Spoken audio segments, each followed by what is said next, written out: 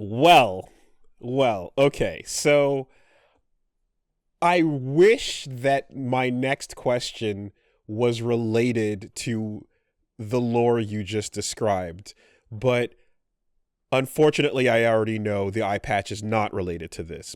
How was your trip to Japan? Oh, Wooly, my trip to Japan it was it was kind of magical. It was strange in many different ways. Um, but look, Japan is a very easy country to fall in love with, right? Yeah, it's great. And It's just so good. if you got the eye patch in Japan, I don't think anyone would believe you. I know I wouldn't. Like there's no words you could say coming home and being like, "No, you don't understand. It really was." And I'll be like, "Yeah, okay, what the fuck ever, man." you know. Yes, this was a nice little time. So you went for how long? So we were there for 16 days, basically two weeks with like a day to travel on either end. The last time we went to Japan was like 14 years ago, and literally probably every year since there'd be a moment in the year where we'd be like, will we go this? We'll go this year. Yeah, Exactly. yeah. You know how it goes. But like Japan that's about 20 hours of travel to get to Japan from my front door. And that, especially, as like business responsibilities and different stuff keeps coming up, it's hard to find the time. But basically, I had a group of friends going over, and one of them was just like, "Why don't you and Michelle come to Japan?" And I was like, "Well, we can't possibly do." And then I was thinking about it, and I was like, "Huh, this is probably the best opportunity we will have for a while." And so I was like, you know what? Fuck it. Let's go. And so we went over, and we went to Tokyo, Osaka, Kyoto, and back to Tokyo, which was an awesome trip. Good coverage. It was the kind of trip where, in retrospect, I think we probably did too much. You know, that kind of way. Yes. And if you're already, I know that if you're getting any thing like this in, this is a trip that is being Tetrised into your life's like busyness, Big time. And big time. So you want to make it as effective as possible. But I learned the hard way, having gone twice now, that you can't pack too many things into each day. You need to schedule rest days. Yes, you have to get your downtime. You'll hate the events you're doing if you don't. Yeah, and like even then, like there was different parts I had to cut out of the trip. Like I was going to go to a New Japan show, wanted to go so badly, and it fell on a weird time, and then when they released the booking time, it just didn't kind of work out. I was really bummed out though, because there's a group in Stardom right now. Stardom's like the Joshi Women's Wrestling League, called Hate, and Hate is led by one Saya Kamatani, who we covered in the Best Collection. And I was 3 days late to witness the Hate Darkness Party. Don't know what it was. We'll never know now. And that made me sad. But that's okay. Was it a dark match kind of setup? I don't know. A bunch of evil wrestling women just doing their thing. I couldn't tell you, but I was so close to being there in person. But hello friends. This is just a reminder that my new webcomic Eyepatch Wolves is out. This is a comic I made from my merch line, the whole idea of which was making a fake anime through a clothing line, and like each drop would be like a new arc in the anime story. But yeah, we basically took that story and have now turned it into a comic. And I'm really proud of it. And I think that if you like my particular brand of bullshit, you might enjoy it. You can read the first 3 issues over at eyepatchwolvescomic.com, or you can just scan this handy QR code. And from here, we'll be doing timed weekly releases of every chapters, which will become available for free. But if you do like the comic and you want to support it, you can pay now to unlock the later chapters sooner. I think this is like a really good balance between letting everyone read the comic, but also giving people a way to support the comic if they want, and would like to read all the chapters right now. Okay, thank you guys. Back to the video. That said, though, like, the trip was just, like, I would say physically and even mentally kind of exhausting, but, like, I don't know, spiritually, I feel like I came back from this trip, like, having a little better idea what I'm about. You know that kind of way? Okay, interesting. And I think a part of it was just like getting to like see and experience like so many new things. And like it was a weird trip in just that I ended up interacting with a lot of like Japanese people, you know what I mean? Yeah. And I don't have a lot of Japanese. I have maybe like 13 words, and it was funny because like I'd say something to someone in Japanese and they'd be like, "Oh, do you speak Japanese?" And, yeah. I had an instance where like, you know, someone said hello and I said hello back, and then they're like, "Oh, your pronunciation is so good. You speak Japanese." I'd said konnichiwa to them, and I was like, "No, konnichiwa, 100%." And then they just like cracked up laughing, and it was like literally the Simpsons bit. No, just that first sentence and this one explaining it. Was literally that, you know. Yeah. And but like it was really nice. They had all these like really wholesome experiences. I found this little coffee shop in Osaka. Of course you did. Yep. You know what, actually one discussion I have wanted to have on podcast with you for a while is the coffee shop discussion, because we have very different opinions on cafes and how to exist within them. What are my opinions on cafes and how to exist within them? So I told you a long time ago that one of my favorite things in the world to do is go to a cafe, take out a sketchbook, and just do a little drawing. Maybe you stick on a podcast or a YouTube video. And your immediate like response was kind of like, "Oh, so people can like see you do that."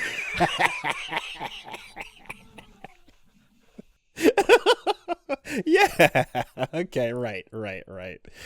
Yeah, and I have poked tremendous fun at Punch Mom over the, and the thing is, the truth is that like, no, it can be something that is a vibe that is enjoyable, but I think about definitely like the cute kind of like corner store or cafe and taking the booth and posting up and having a moment so that you can think about yourself in third person in a postcard, having that moment, looking out the window, right, being pensive, you know, and you're like, are you in the moment or are you posting up for the mind selfie? This is the closest you have ever come of accusing someone of notions. Like, you're so close.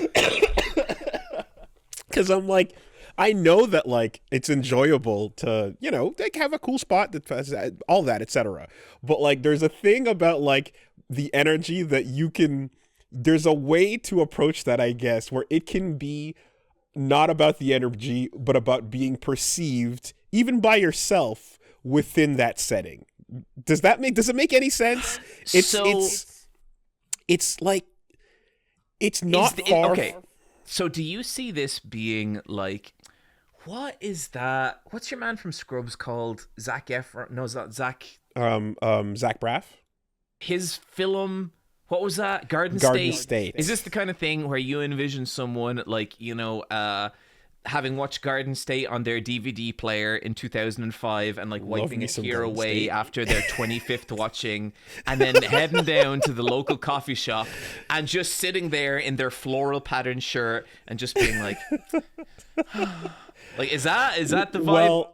Well, first of all, I'll have you know that after I watched Garden State, I went down to HMV and I bought the soundtrack, so I didn't go to the coffee shop, mind you. Okay.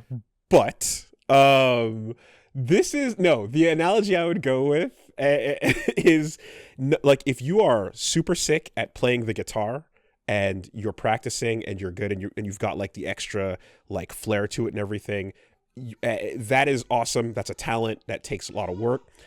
If you're the guy that's playing the guitar in the atrium of college, specifically under the tree next to where everyone's walking by so that you can look like the mysterious, you know, troubadour, and you start slapping that guitar and getting into the John Mayerisms so that, you know, maybe someone cute might take notice. That is awesome. That's a talent that takes a lot of work. If you're the guy that's playing the guitar in the atrium of college, specifically under the tree next to where everyone's walking by so that you can look like the mysterious, you know, troubadour, and you start slapping that guitar and getting into the John Mayerisms so that, you know, maybe someone cute might take notice. there's a camera that you're posting that's floating in your head of you in the scene doing that moment, right? It's not about the actual guitar in that moment. It's about someone catching you. How that could theoretically link to someone sitting in a cafe and drawing, but the cafe drawing to me is about just removing yourself from all the bullshit you have to do at home.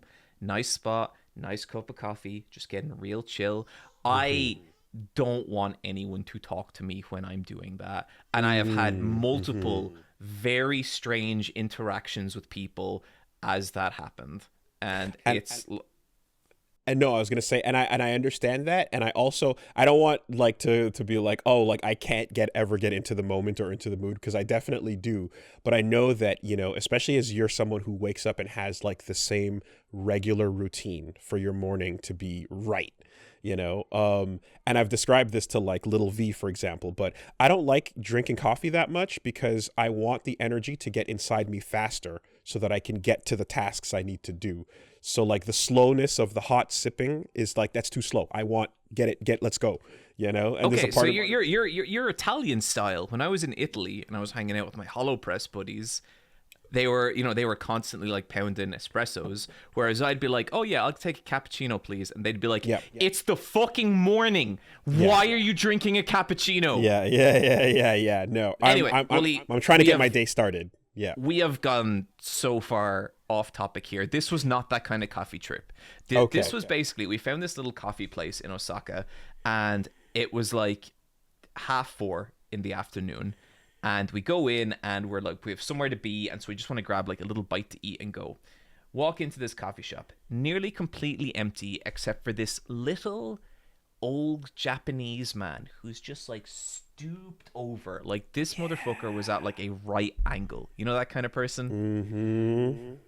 Not a word of English in this entire restaurant or in this entire cafe. And we're kind of looking at it and I'm like, oh, I don't know how this is going to go. And so I go over and like as best I can, I kind of try and like talk to him, and I'm kind of like, oh, you know, I'm like pointing at things at his menu, but then he points to a little paper sign, and it says, "It takes me 25 minutes to make anything." I'm like, damn. Oh, okay. And like I'm kind of looking at this guy. Slow down. He does not want us here. Like he really seems like he doesn't want us here. But then anyway, we're like, okay, fuck, look, let's just grab a Americano and, you know, head on over. And so we sit down, and this dude takes about maybe 18 minutes to make an Americano. And I'm like, okay, well, you know, it's fine. It's okay. And then I taste it, and God fucking damn it, Wooly, it's like one of the best coffees I've ever had. And I'm like, okay, yes, this is pretty cool. He comes back over, and he produces from his little leather apron 2 bananas, and he places one beside me and one beside Michelle because he knows we're hungry. And we're like, oh. And so we both eat our bananas, and then when we finish our bananas, he brings us over a little toasted cheese and ham thing and just places it on the table, and we're like, oh. And then, like, you know, we get up to leave, and I ask him for the price, and he's like 1,000 yen, which is like $10, maybe $5, not even, like, nothing. And I kind of just point to his coffee and I go, Subarashi, which I think means like made with great skill. Very elegant, very incredible. Yeah, and the look of like he's so great, and it was just like such a nice little experience, you know. And like there was so much of that, and sometimes this is tricky, right? Because I feel like it can come across. There's a way that this comes across where it sounds like mean-spirited, and it's not. I think that there is something like magical that happens sometimes when you're talking to someone in not their native language, and you hear the linguistical compromises they make to get across their meaning. And you just hear all these kind of phrases that like you've never heard before.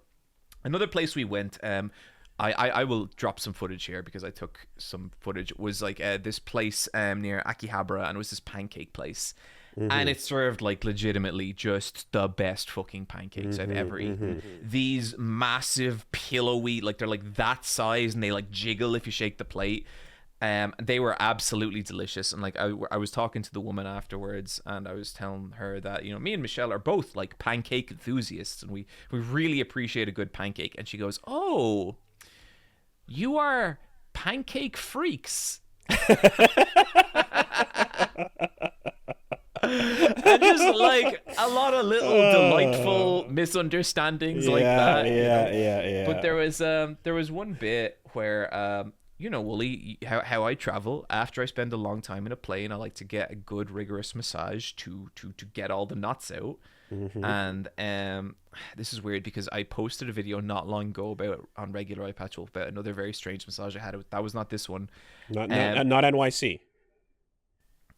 Wooly, I can't remember if I've ever told that one publicly, and still don't know about that. How'd it go? That's an intermission lounge. How'd it go? It was an unreal massage. It was great, but like she had enough English that like we were kind of like communicating with each other like back and forth, you know. But very occasionally she would like toss out a sentence where I couldn't quite like grasp what she was getting at, you know. And so there's about 5 minutes of silence, and then she kind of leans over. Then she leans over and she just goes, "Sometimes Japanese Mickey Mouse attacks me." And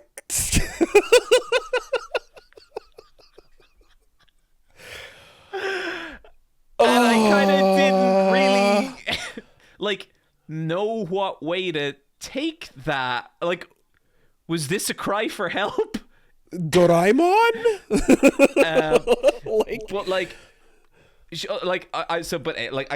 ended up talking to her for ages, and she was like super fucking cool. She was like a huge sumo Tokyo wrestler Disney? fan. What is I couldn't get it. Oh but my god! Okay. Her speciality is she massaged sumo wrestlers. Wow.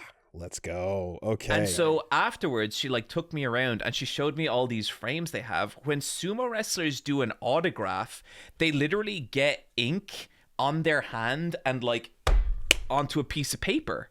And so she had all these different ones from like these massive sumo wrestlers, and it was fucking cool. E Honda's win pose, you see, that's he it. palms Yeah, that's it and tosses the things up in the air, and you see the palm signature. Yeah. Yeah. And this was interesting to me, Wooly, because on a previous stream, the subject of sumo wrestling came up. And I said how I thought that, you know, there was maybe a small chance I could take down a sumo wrestler. A Rikishi, certainly. Yeah. You know, I mean, I've done my fair share of grappling. Not a Yokozuna or anything, but just no. But I mean, a rank and filer. Yeah, you know, there's a shot. There's a shot, right? That's what can they do? You know, oh, we're purifying the ring, are we? Pff, whatever. How about you purify my steak? You know what I'm saying? Watch this Kimura. Watch me pull guard. Now what? Hey, let's see you deal with butterfly guard, motherfucker. So you know, I might have said some stuff on stream. Yeah. I'm walking through the train station going to Osaka, and next thing the crowds part, and 3 of the largest men I have ever seen in my life walk past me. Let's go. Dude, when I tell you the aura on these motherfuckers, like, just incredible. And so I'm like, if somehow I end up in a battle with a sumo wrestler on this trip, I could be in some real trouble. You're about to get doskoid. Let's go. So anyway, look, there's a lot of fun things that kind of happened on the trip. It was really fun being there with my friends D, Louise, and Rebecca. We got to hang out with them, and there was like, bunch of really fun stuff. Japan with friends is awesome. It's such an enhanced version of that. Yeah. And one of the things we did, Wooly, is that we reached Shangri-La. There's a place for people like us, Wooly. There's a place for folk like me and you.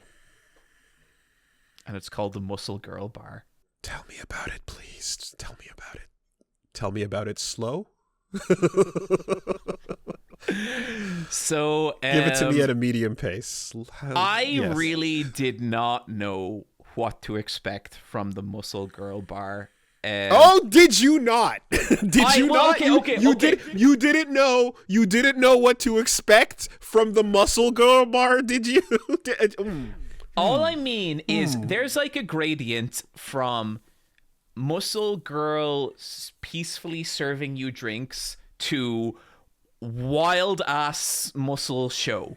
And I wasn't sure where on that spectrum this experience was going to last. I didn't know. Did you know where on that spectrum you wanted it to be? Here's the thing, Wooly. No, I did not. And, I'm going to say I was like a little nervous.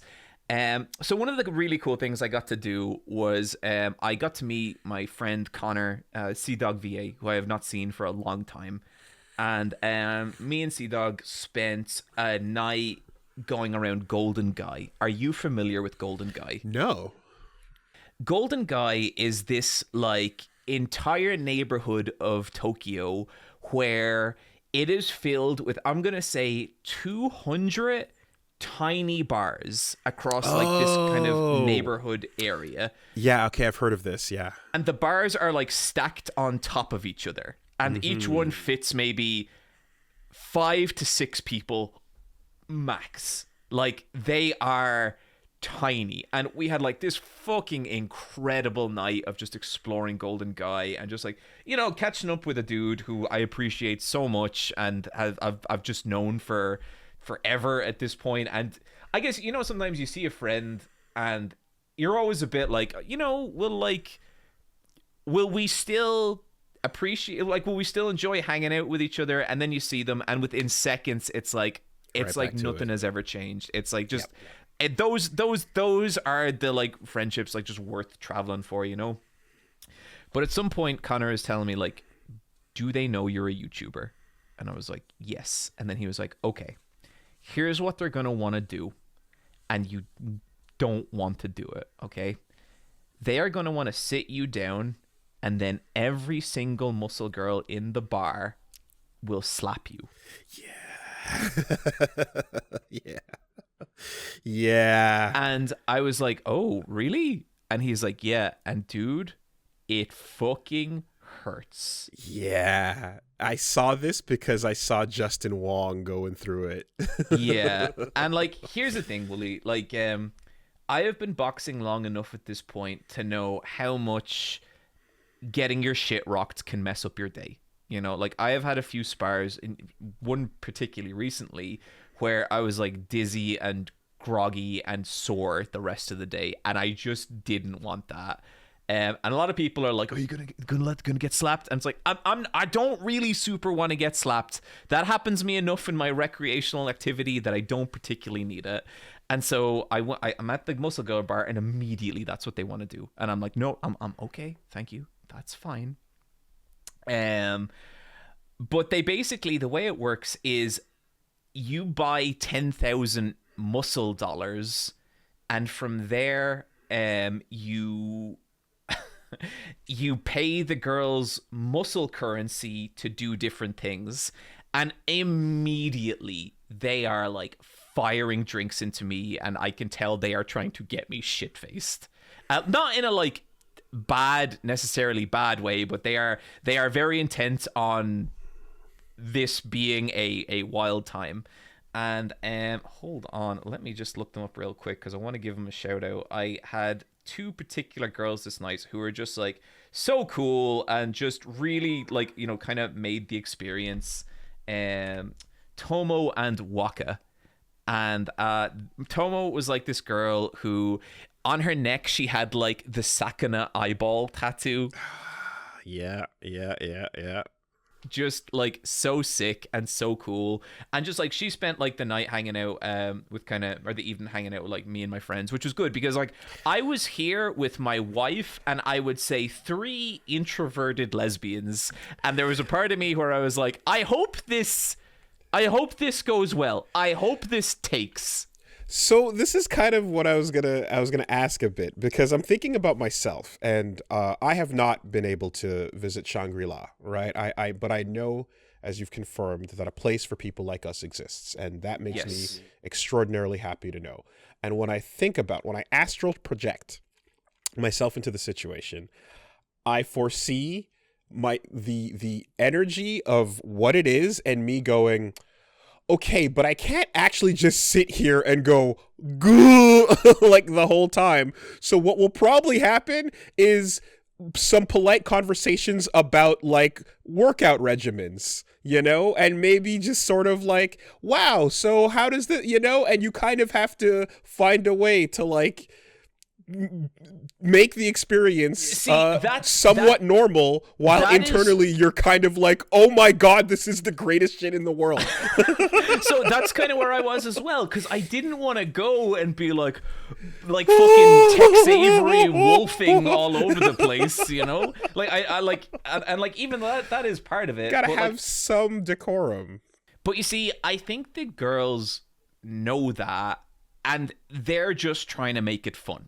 You know, so they're doing like their kind of big dance routines and stuff like that, and like there's all this kind of weird stuff like happening, and it's very like, it's a very high energy evening. They're doing like dance numbers every couple of minutes, and like just doing like some really insanely impressive stuff on like a pole, and like just all this kind of stuff. Alarm bells are going off, and you're like firing drinks into yourself, and it's wild. Yeah, and so like there isn't even that much room to chat, you know. It's Tomito da Matsumoto who is the main girl I was dealing with, and Tomito was so fucking cool, and just like I felt like she did so much as well to make the girls I was with feel like comfortable, you know, and it was like that was really cool to see. And so like, you know, the night's going on, and it's intense. It's like I'm like, oh sweet Jesus. And eventually, and like, you know, you can get all these different things. Like, I'm not going in for too much. I'm giving the girls loads of muscle girl dollars because, you know, that's what you do. But at some point, Tomito calls me up on stage, and I'm like, oh, and like, there's all these different things you can pay. If you're a woman, you can pay for the muscle girls to carry you, which was really funny because like across from us there was these 2 Japanese girls, and one of them seemed to be like having a pretty good time, and the other, it looked like her third eye was being opened. She was howling in delight whenever one of these like I was witnessing the beginning of a new character arc for this woman. This must be a place of awakening for many, right? Someone enlightened comes along and brings others who do not yet know and discover the path. Yeah. And so then anyway, she calls me up on stage, and like, you know, I'm not like, I'm smallish, I'm pretty dense woolly, I'm not like a light person. And she's like, bend your knees, and I'm like, oh, why? And she's like, it's okay, just bend your knees. She reaches down, she fucking scoops me up into her arms, and then she just goes, my princess. The Marissa. Yep, I got Marissa'd, and that was interesting. But no, I need a couple more adjectives. I think at that point, both the alcohol and the experience melted my prefrontal cortex. Okay. And I kind of, got down off stage afterwards. And Michelle was like, "Did you have a good time, dear?" And it was cool. I'll get to see Oni there as well. Oni Dino, friend of the podcast. Oh, yeah. He was also there. And just like a super, super cool thing. Again, I'll throw the girls' instas up on them. I was a little taken aback when I posted this and my jiu-jitsu coach commented on it, but that's neither here nor there. I mean, hopefully just a fellow man of culture and taste. Oh, dude, some of the comments on this post was so fucking brutal. They know how scared you were of them was one, but I think the one that just like cut through me so much is like, wow, from these photos we can tell that John is the same height and build as a muscular Japanese woman. So no super Eyepatch wolf. Not from them. No. I was kind of going to Japan, and look, Willie, like, it's a positive thing. It's a nice thing. I always enjoy it. I will say the rate that I have gotten recognized in public has gone up a lot in the last 2 or 3 years. It's about to go up quite a bit more. God damn it! I know. Yep. So I was kind of going to Japan, and I was like, well, I think I might be able to like disappear into the Japanese society for a little bit. Before I hit fucking customs, I met someone, and it was like, okay, never mind, that's fine. And that says the blonde white guy. Like, what are you talking about? On what planet do you like? Yeah. Okay. But that's cool. on that subject, Wooly, I don't know how to approach this topic, so I'm just gonna go for it, okay? Okay. I'm like walking around Japan, and something's different. There's like something missing from how I usually feel. And I can't put my finger on it. And it's like, aside from the odd person who like knows who I am from YouTube, it's like something's not happening. And I don't know what it is. So we go to Osaka. And Osaka is a really cool place for a ton of different reasons, but one of the weird things is there's hosts out like trying to rustle up some business, which I've never seen before. I've seen it with mates. And Matt, hosts are like what ethereally beautiful young men. Like just that's insane. Yeah, so Reno from the Turks is just standing on the street corner being exactly like, hey. Every street corner. It's crazy. Yeah. And so I'm walking around Osaka and I still have this feeling like something, and it hits me. Oh my god. I'm not considered conventionally attractive in Japan.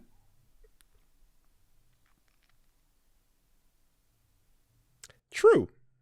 It's just, and look, Wooly, I'm not saying I'm like super hot, but I am used to a certain level of attention. Okay? This is interesting. This is and when that super attention interesting. Disappears, wow. I don't like how it feels. Wow, that's what it's like. Interesting. Okay. Wait, that's what you what's okay? like. No. The ghost energy that comes from, that thing where life just things just kind of happen. People they smile a little bit more. Things are just, I mean, there's been studies about this. Like, are you implying that does not happen? I'm saying that I'm a pretty normal person, and I feel like, well, first of all, when I travel and go to places, if I go to a place like Japan, I'm like, hey, don't just, I am the most gaijin you can get here. Like, and I'm hoping that a little bit of my Japanese will be like, oh, wow, hey, cool. You actually learned a word or two and you can have a little conversation and we can be like, yeah, because I've straight up been in an elevator with like literal laughing tee hee hee schoolgirls going, wow, right? But what you're describing and the absence thereof this is an interesting thing because, I mean, I don't know that, folks with, I don't know, what if your jaw structure and your level of your. This is bullshit. Are you suggesting? I don't know. Suggesting to finish the sentence. Doesn't happen you, Mr. Fucking approached in the streets for threesomes. I have a particular audience that is. Okay, so people know the famous threesome story about Wooly. What Wooly does not tell people is that happens literally all the time, right? That's ridiculous. Last Magfest, me and Wooly were walking down the street, right? And these two fucking supermodels stop. Okay, right. Now, Wooly, right. let me tell a story. They stop and they're like, "Excuse me, would you be interested in a threesome?" And I turn around to them and go, "I'm sorry, ma'am, we're both taken." And she looks at me and she goes, "Oh my God, what the fuck are you?" And then she just keeps talking to Wooly. Wooly politely explains that he's married. And then we walk another couple of steps. Exact fucking thing happens again. Exactly the same exchange. Okay, anyway. So, yeah. People know. Someone sent me that video. Now 1 million people have seen that shit, by the way. So, wow on that. All I'm saying is that I think that what you're describing is not something that attractive people usually, I think, acknowledge. So it's funny to know that it exists and to know what it's to experience what it's like when it's removed. Do you know what I'm saying? You know what it was? It was like an invisible drain of confidence. Like I was walking around and kind of being like, something's not. I don't feel as good, you know? That being said, right, again, you can be, I'm sure walking around Japan, some folks would have looked at you and thought you were American, right? Probably. You're a handsome white guy. I think that, like, that is still something considered high value by a lot of folks.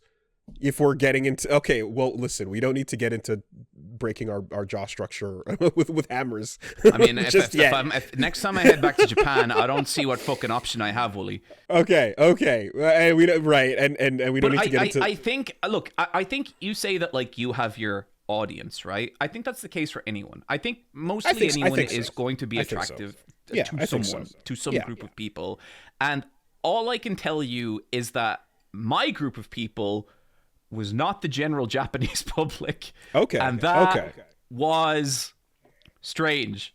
Okay. I know I don't want to sound conceited saying this. It's just, I'm just being 100% honest. It's interesting about the experience. That is interesting because I do know that, like, there are, like, I actually know people that were working and living there and stuff. And I know that there's a large amount of people that are actively interested in dating, like, a white dude from America, that is attractive. Like, that's a type that is desired by a decent amount of people. But for sure, you are also appealing to a certain group, and conventional is the load bearing word here.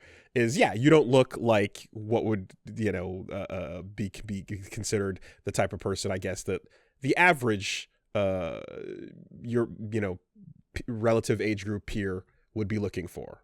I understand. I get what you're getting at. On the last day, I was getting a cup of coffee, and there was two like baristas there, and one of them did like a big spirally fucking, all the coffee in Japan is insane. And I kind of looked at it and I was like, Subarashi. That was my character. That was your Subarashi was your go-to. Yeah. It's a little bit like of a villain word. It means splendid, but you know, it'll do. But she looks to the girl next to her and she just goes, "Kawaii." And I nearly felt like being like, "Thank you." I needed that. I needed that so badly. But yeah, that was an interesting experience. Yeah. That's funny. That is funny. And yeah, you know what?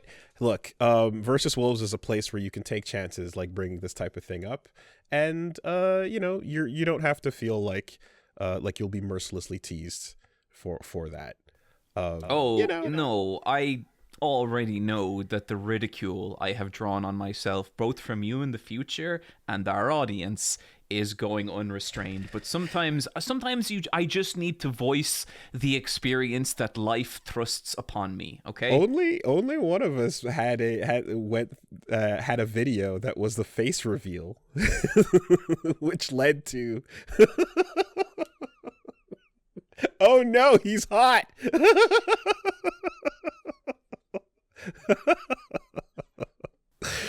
You love to bring up that video.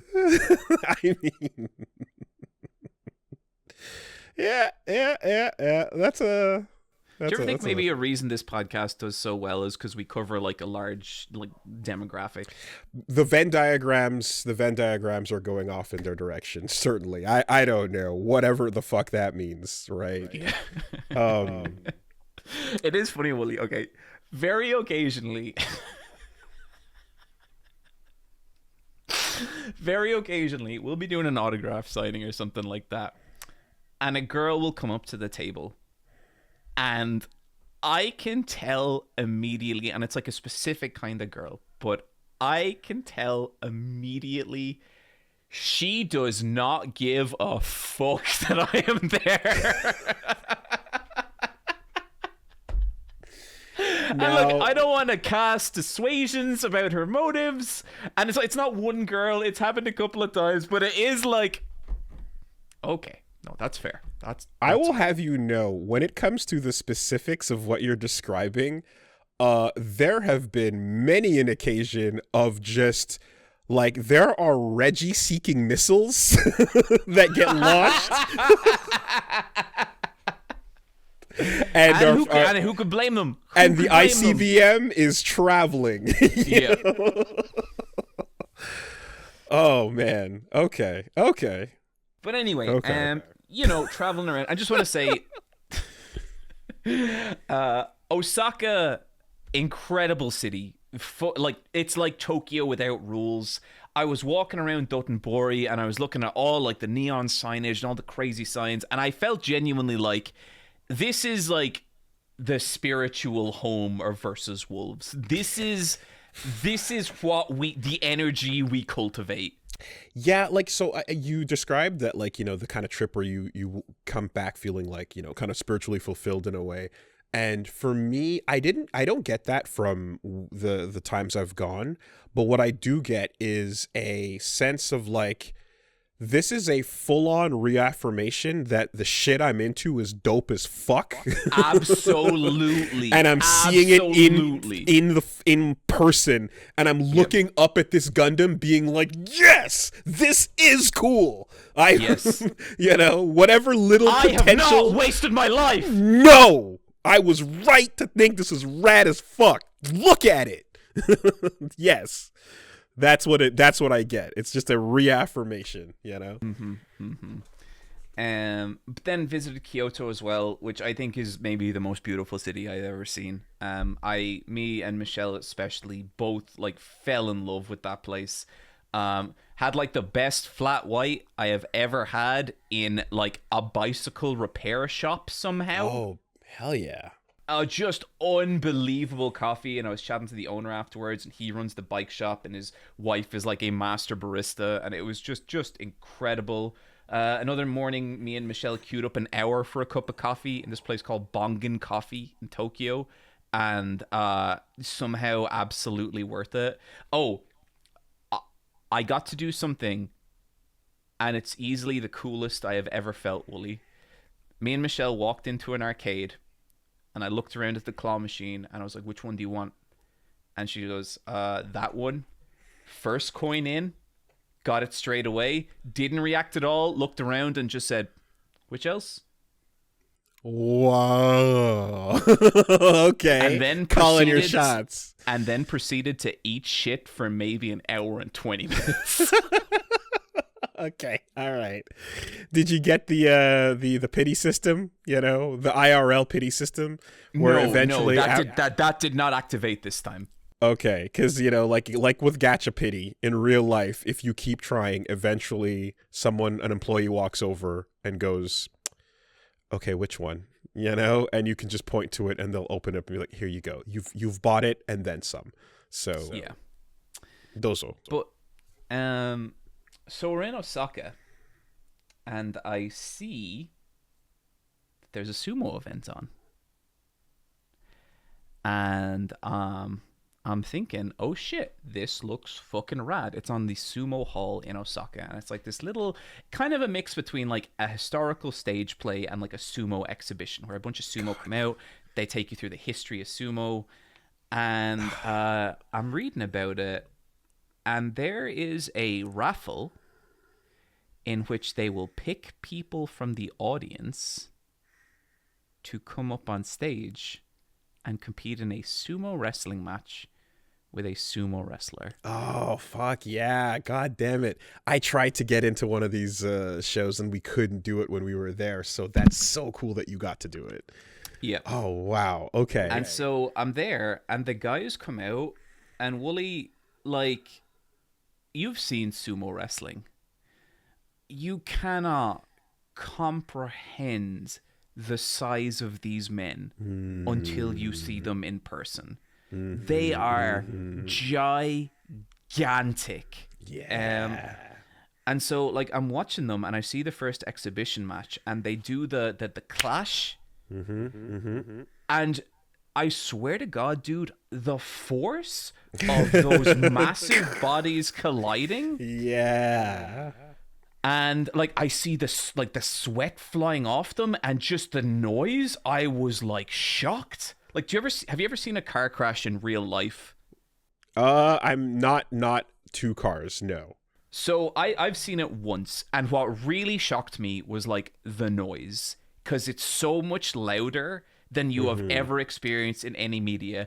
That is how I felt watching these two like smash into each other. And so they host like a mini sumo tournament. And I'm like, okay, this is insane. And so then the very last section of it is like, we are now going to pick some people out from the audience who will have the choice to face a sumo wrestler.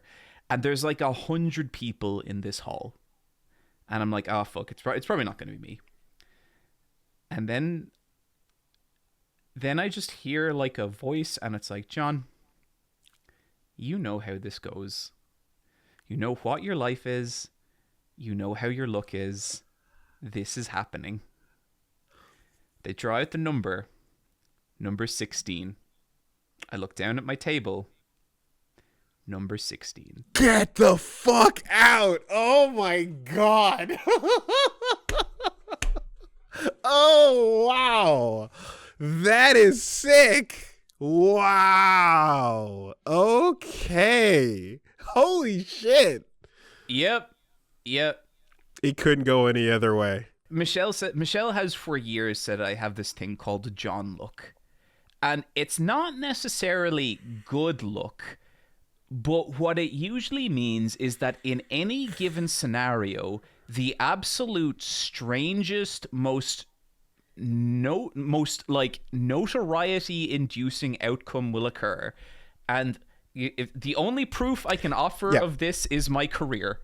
It is the idea of no, I didn't just have a fun night and go back home and go to bed, because that's not how the story goes, right? No. So the story must have its next beat. Yeah, maybe the purest example. Insane. Maybe the purest example I can think of this is the Kathy counter from the Dokapon. Like, the most insane. Like, how many things had to happen for the panel to end like that? And yeah, of course that's how it happened, right? Yep. A 5 on the scale is not going to occur. We're hitting bottom or we're shooting to the moon. Yeah. Like the Shenmue save game deletion, like, just it's always happening like that. Wooly, would you do me the honor of commentating my sumo match? Wow. Let's see it. I mean, look, I don't know that I have the chops for, looking at it from sumo commentary perspective, but I've got some FGC, Oh boy. Oh, wow. Okay. Oh, wow. In the suit and everything. They put me in the suit. Holy shit. Yep. I actually haven't watched this footage back yet. What are you being asked? Who I would like to pick, and I want to pick this dude because he's like the biggest and strongest. Okay. Oh my god. All right. We got our bow. There has been 2 other people who have done this, and they lasted maybe 10 seconds. Okay, and one leg up, next leg up, and I believe when all 4 knuckles hit the ground is when we commence. And, okay, and we're in there, and John is got no lower gravity but you're, okay, holding their own. All right, getting tossed kind of lightly, kind of easily. The professional here really just very much playing a game of cat and mouse and holding ground, not moving an inch where he doesn't want to be. John, almost out of the ring now. Hold on. Okay, gravity not in your favor. And we've got a slide and a push, and we're done. Okay. That could have gone on as long or as short as the wrestler would have wanted. But do you not think I kind of had him?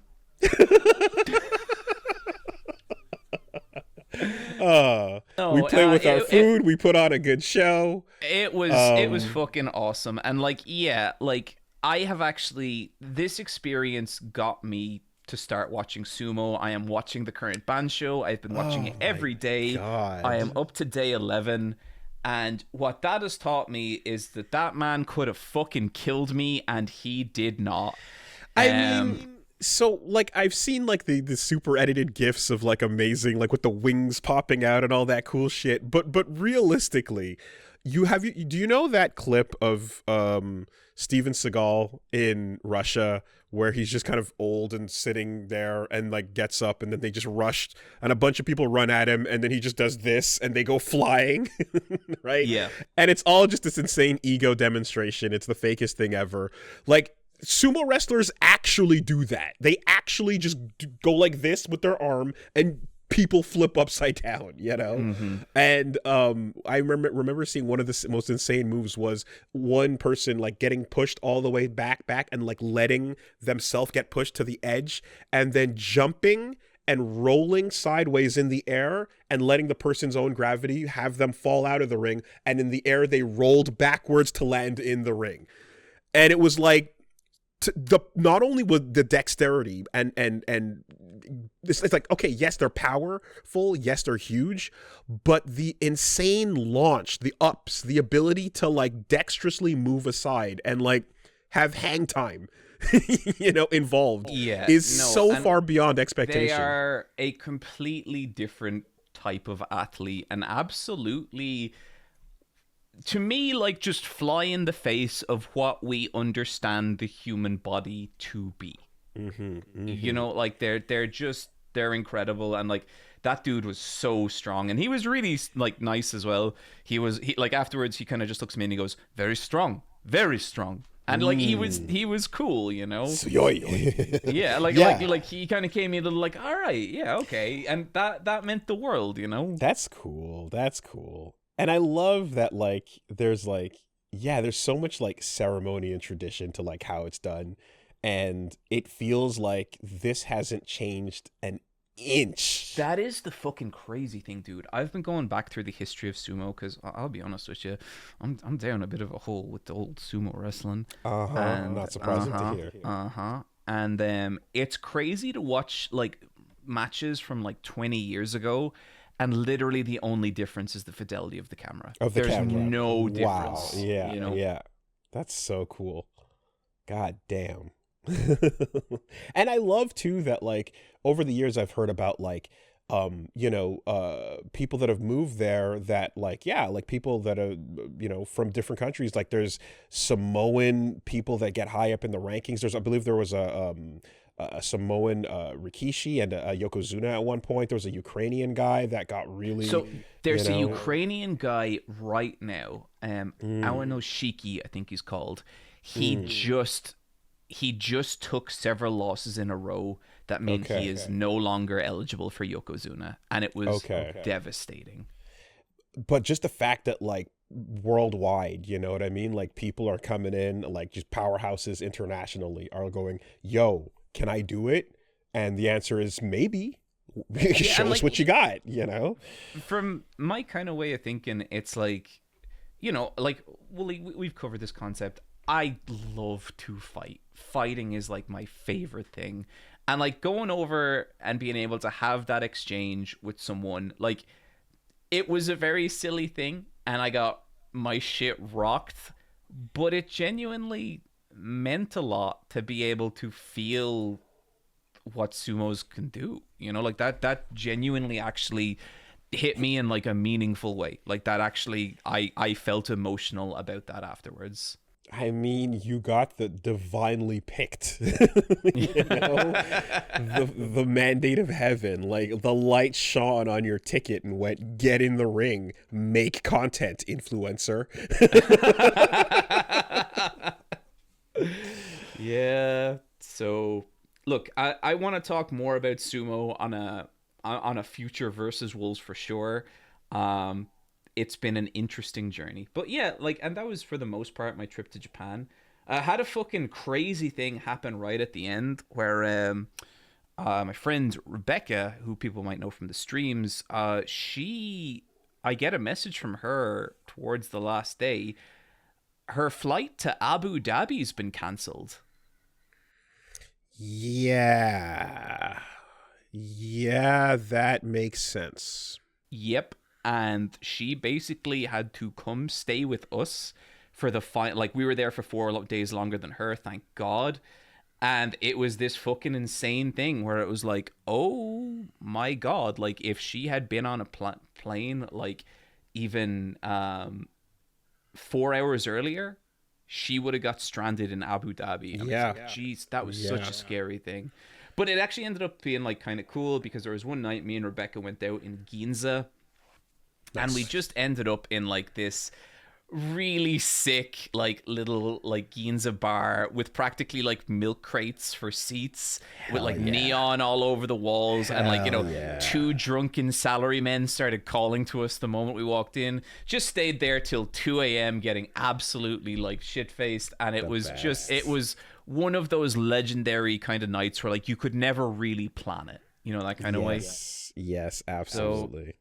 So yeah, back from Tokyo now, bought a bunch of stupid shit that I'll probably make a video about at some point, but just had the best time. Like just fucking incredible, and just getting to experience so much great like food with Michelle and everything. It was like, there's just those trips where you're like, that was like an all-timer. That was just hell yeah, the coolest. Like I mean that like, even when things are going off plan and such, the ability, especially depending on if you're in a good neighborhood, the ability to just be like, okay, plans got canceled for today. Let's just go hit a bar up and just see how that goes and just see who we meet or what happens, and having nights like that just get salvaged, from whatever. It's like, there are no canceled plans, don't mean anything. Like, you're still out here in a completely different country. Dude, legitimately, I think every single, like, best night ever tier night I've had, it's never like, oh shit, there's that big party tonight and we're all gonna go and we're all gonna have a great time. It's never one of them. It's always There's like half a bottle of wine left over here. Do you want to maybe just finish it before I head home? And then cut to 4 hours later, there's 30 people in the house, and it's just that's the shit I love. Like, it wasn't, there was an FGC meetup in Japan at this, in Osaka at Cross Up, where people would go to train a while ago. And like, that was cool. Got to go and check it out a bit, saw Dogura. But it wasn't about that. It was about, after we played a little bit and left, there was a bar around the corner that looked like someone's apartment. And we just sat there and like had drinks, and the owner was great. And two dudes from Osaka were next to us. And together we just like sang this Gundam theme songs. You know what I mean? That's the shit. That was it. Shit. That's what it was about. You know, Yeah. It was incredible. And just these moments that are completely unplanned. So, really, really glad you got that. That's awesome. Yeah. No, just such a great trip, and just so many moments like that. We're just having like weird little interactions with people. And yeah, no, just couldn't be happier with how that went. Did you do the tech of like packing a suitcase in a suitcase so that you could like bring more stuff back when you... We did the tech of buying a suitcase when things While hit they're... a critical limit. Perfect. That's it. Yeah. But between that and there's the corner store delivery service of like, if you're moving from one place to another, corner stores can take your luggage and bring it to the place that you're going to stay for you. Oh. And it's very affordable. They're very fast and awesome about it. And like, that spared us a lot of struggle last time we went, because I was bringing my suitcase on the train like an asshole, and I felt so shitty doing that. And I'm like, never again. And then we found out about this type of stuff. Kuroneko, you know? So anyway, amazing stuff. That's cool. Got to get back there at some point. Wooly, we got to do it. We got to go. Might be +1, you know, to the normal group. We'll see. Yeah, we can. I'm okay bringing Michelle. That's fine. I love that guy. She's great. All right. Wooly, how's life on your end?